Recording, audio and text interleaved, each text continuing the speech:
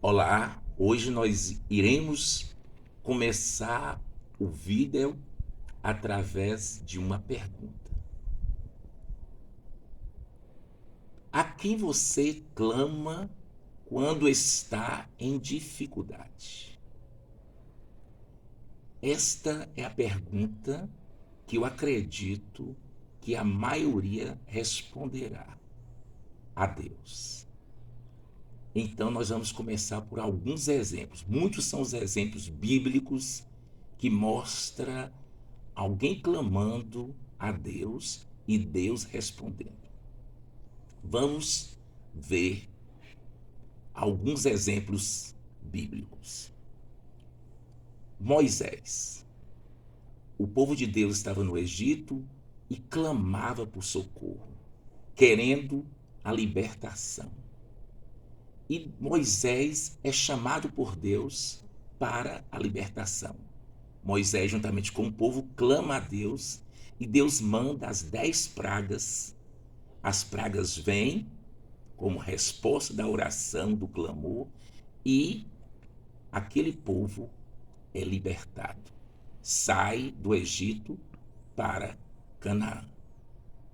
Depois temos o exemplo dos salmistas, inclusive do salmista Davi. Davi, por muitas ocasiões, ele registrou seu clamor e nós vamos citar alguns. No Salmo 23, o rei Davi clamava a Deus pedindo misericórdia, livramento dos seus inimigos. No Salmo 27, ele já clama pela presença de Deus. No Salmo 64, ele pede a Deus, ele clama a Deus pela sua própria vida. E no Salmo 51, ele confessa a Deus, clama a Deus por perdão por causa dos seus pecados, pecado cometido. E ele ainda pede a Deus também que Deus renove um espírito reto dentro dele. Passando pela Bíblia, nós temos um exemplo de Josué. Josué estava sendo perseguido juntamente com o povo de Israel por vários inimigos. Estava cercado de vários inimigos, vários povos inimigos. E Josué clama a Deus. E Deus paralisa o sol, paralisa a lua, até que os inimigos do seu povo, os inimigos de Josué, fossem derrotados. Agora nós estamos diante de Elias, o profeta Elias. E o profeta Elias está diante de mais de 400 profetas de Baal, que adoravam a Baal. E eles clamavam, já por muito tempo, a Baal, e Baal não respondia. E Elias, ele até ironizava, dizia: eu acredito que ele esteja dormindo. Clama mais, chame por ele. E Baal não respondeu. E aí, Elias clamou ao Deus verdadeiro. E Deus respondeu com fogo. Elias havia preparado aquele altar com muita lenha e derramou muita água, fez suco de água. E Deus respondeu com fogo que lambeu toda aquela água, queimou tudo. E depois aqueles profetas foram mortos, os profetas de Baal. Mas aí temos também o grande exemplo de Pedro. Pedro estava preso, foi levado para a prisão, e quando Pedro estava preso, a igreja de Deus, os irmãos, estavam numa casa em oração por Pedro, pedindo a Deus a libertação de Pedro. E naquela mesma noite, um anjo entrou naquela prisão e libertou preso, e libertou Pedro. E Pedro chega à casa onde estava acontecendo a reunião de oração. E eles ficam assombrados, porque Deus havia tirado Pedro da prisão. Mas aí nós temos o grande exemplo de Jesus. Jesus estava sendo perseguido, logo, logo ele estaria também sendo levado como prisioneiro e haveria de morrer. E Jesus saiu naquele momento em direção ao monte, ao Getsêmani. E no Getsêmani ele orava, ele clamava a Deus por misericórdia. E ele sentia o peso muito grande que antecedia a sua morte. Não era o peso de ser crucificado, ter uma morte trágica, mas era o peso dos nossos pecados. E aquele peso era tamanho que Jesus desejou não morrer. E ele pediu ao Pai, a Deus, clamou a Deus por misericórdia, que passasse aquele cálice da morte adiante, porque estava terrível viver aquele momento. Ele estava angustiado, mas Deus silenciou. Deus não respondeu. Mas Jesus compreendeu que ele não poderia fugir da morte. Não poderia fugir, porque se ele fugisse, se não ocorresse a sua morte, nós estaríamos condenados para sempre, perdidos. E a palavra de Deus diz que Jesus disse que era a vontade de Deus, que era soberana, que deveria acontecer a sua morte. Jesus é preso, é levado ao matadouro. Ele foi levado à cruz. E quando ele estava na cruz, o peso do pecado aumentava e ele estava em sofrimento agoniante. E ele falou com Deus, reclamando, dizendo por que Deus o havia desamparado. Ele se sentia abandonado, havia uma ausência da presença de Deus naquele momento, naquele lugar. E Deus não podia recuar, porque o seu plano de salvação estaria frustrado. Então Deus não respondeu mais uma vez a Jesus. Jesus entendeu que ele precisava morrer. E ele, naquele momento, ele disse: está tudo consumado. E entregou o seu espírito e expirou. Ele morreu. E a Bíblia diz que ao terceiro dia ele ressuscitou. Então a morte foi um fato que Jesus teria que passar. Mas aí a gente pode imaginar, todos estes clamaram a Deus e Deus respondeu. O próprio Deus, ele chama a nossa atenção, nos orienta, dizendo que nós precisamos clamar a ele.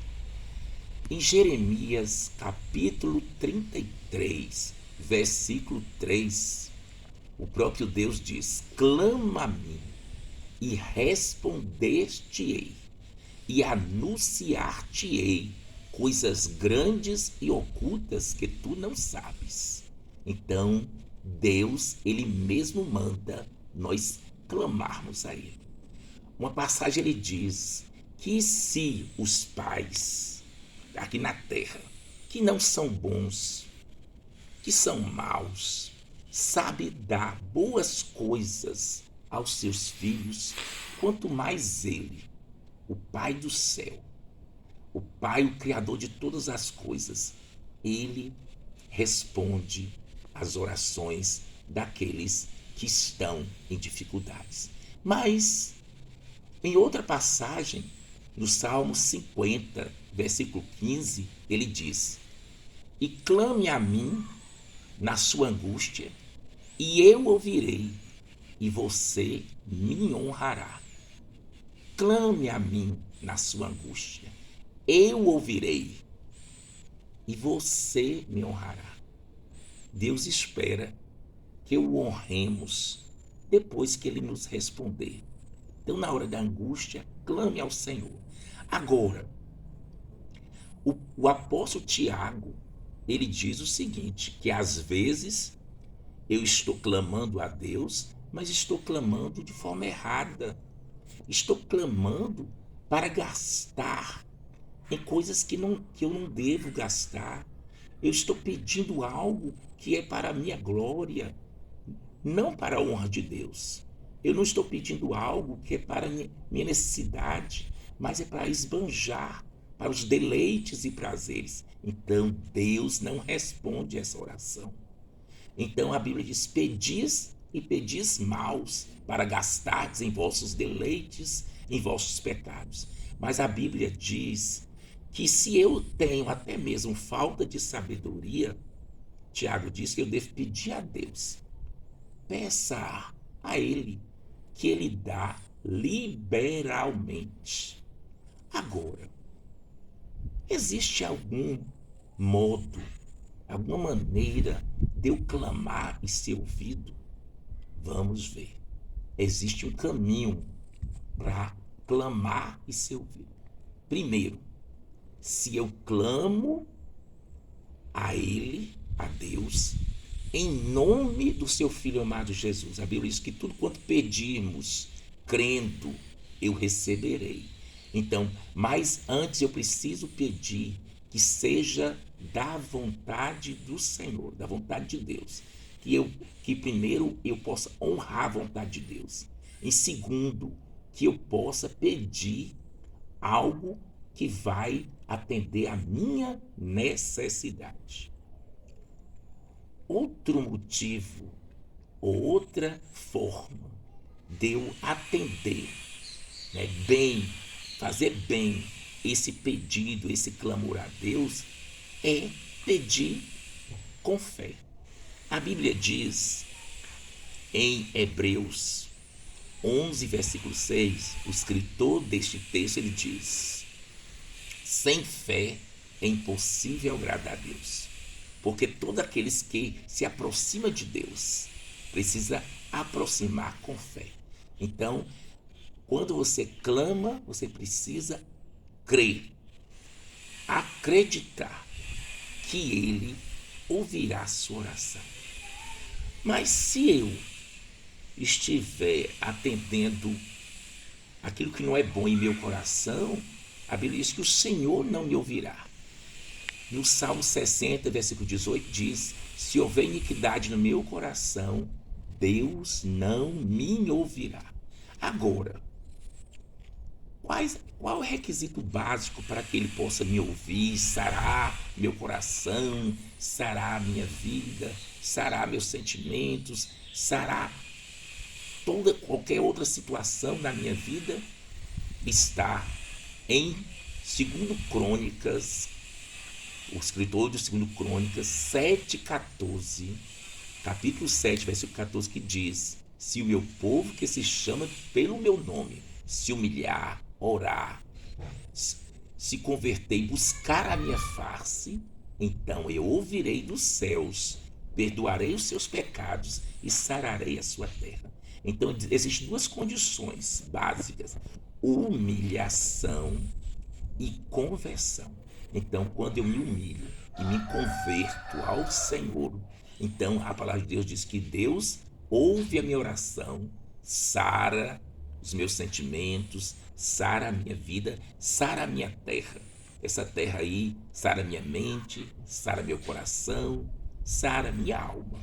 A gente sabe que a alma, na verdade, é algo principal, é aquilo que a gente pode usar para agradar a Deus. É a nossa alma, nossos sentimentos de gratidão, é o nosso sentimento de amor, é a nossa fé.